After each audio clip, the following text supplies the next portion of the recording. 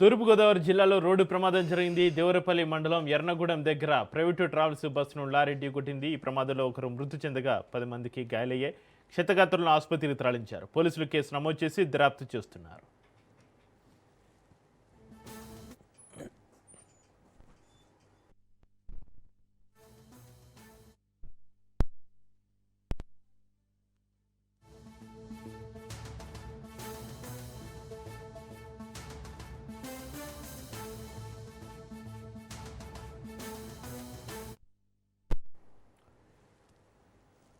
తూర్పుగోదావరి జిల్లాలో రోడ్డు ప్రమాదం జరిగింది. దేవరపల్లి మండలం ఎర్నగూడెం దగ్గర ప్రైవేటు ట్రావెల్స్ బస్సును లారీ ఢీకొట్టింది. ఈ ప్రమాదంలో ఒకరు మృతి చెందగా 10 మందికి గాయాలయ్యాయి. క్షతగాత్రులను ఆసుపత్రికి తరలించారు. పోలీసులు కేసు నమోదు చేసుకుని దర్యాప్తు చేస్తున్నారు.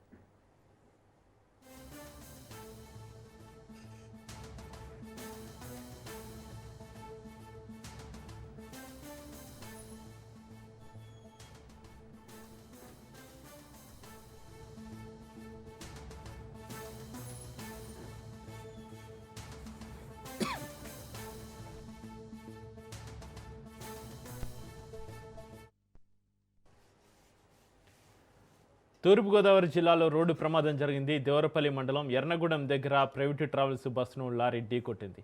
ఈ ప్రమాదంలో ఒకరు మృతి చెందగా 10 మందికి గాయాలయ్యాయి. క్షతగాత్రులను ఆసుపత్రికి తరలించారు. పోలీసులు కేసు నమోదు చేసుకుని దర్యాప్తు చేస్తున్నారు. ఈ ప్రమాదానికి సంబంధించి మరింత సమాచారాన్ని మా ప్రతినిధి ప్రతాప్ ఫోన్లైన్లో అందిస్తారు. ప్రతాప్, తూర్పుగోదావరి జిల్లాలో రోడ్డు ప్రమాదం జరిగింది.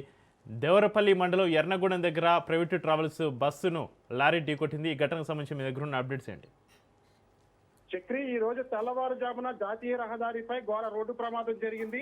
తూర్పుగోదావరి జిల్లా ఎర్నగూడెం సమీపంలో ప్రైవేట్ ట్రావెల్స్ బస్సును టిప్పర్ లారీ బలంగా ఢీకొన్నాయి.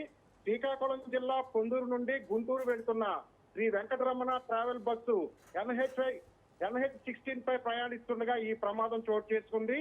నల్లజర్ల వద్ద మెటల్ అన్లోడ్ చేసి దేవరపల్లి వైపు వస్తున్న టిప్పర్ లారీ డ్రైవర్ నిద్రమత్తులో వాహనంపై నియంత్రణ కోల్పోయాడు.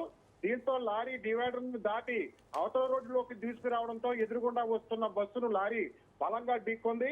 ఈ దుర్ఘటనలో రాజం మండలం పరసలవలస గ్రామానికి చెందిన 24 ఏళ్ల నారు సాయి అనిల్ కుమార్ అనే అతను అక్కడికక్కడే మృతి చెందాడు.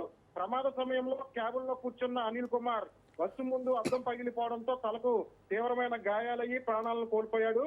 అయితే ఈ బస్సులో మొత్తం 40 మంది ప్రయాణికులు ఉండగా దాంట్లో 13 మంది ప్రయాణికులతో పాటు 2 బస్సు డ్రైవర్లు మరియు ఒక లారీ డ్రైవర్ కూడా గాయాలయ్యాయి. గాయపడిన 16 మందిలో 3 మహిళలు, ఒక 8 ఏళ్ల చిన్నారి కూడా ఉన్నారు. అయితే ప్రమాదం జరిగిన 30 నిమిషాల్లో పోలీసులు వెంటనే స్పందించడంతో ఆ క్షతగాత్రులను ప్రభుత్వ ఆసుపత్రికి తరలించారు. ప్రస్తుతం 14 మంది రాజమండ్రి ప్రభుత్వ ఆసుపత్రిలోను, మరో 2 గోపాలపురం ప్రభుత్వ ఆసుపత్రిలో చికిత్స పొందుతున్నారు. బాధితులందరూ ఆరోగ్యంగా నిలకడగా ఉండడంతో ఎవరికీ ప్రాణభయం లేదని వైద్యులు తెలుపుతున్నారు. ప్రమాదం జరిగిన వెంటనే రహదారిపై వాహనాలను తొలగించి ట్రాఫిక్ ను పునరుద్ధరించారు పోలీసులు. అయితే బస్సులో మిగిలిన ప్రయాణికులలో మరో బస్సు విజయవాడకు పంపించారు. ఈ ఘటనపై దేవరపల్లి పోలీసులు కేసు నమోదు చేసి దర్యాప్తు చేస్తున్నారు. అయితే గతంలో పోలీసులు అర్ధరాత్రి వేళ బస్సులను, లారీలను ఆపి ఫేస్ వాష్ చేసి పంపించేవారు. ఇప్పుడు అటువంటి చర్యలు చేపట్టకపోవడంతో ఇలాంటి ప్రమాదాలు జరుగుతున్నాయని వాహనదారులు వాపోతున్నారు. Chakri, right, thank you Pratap.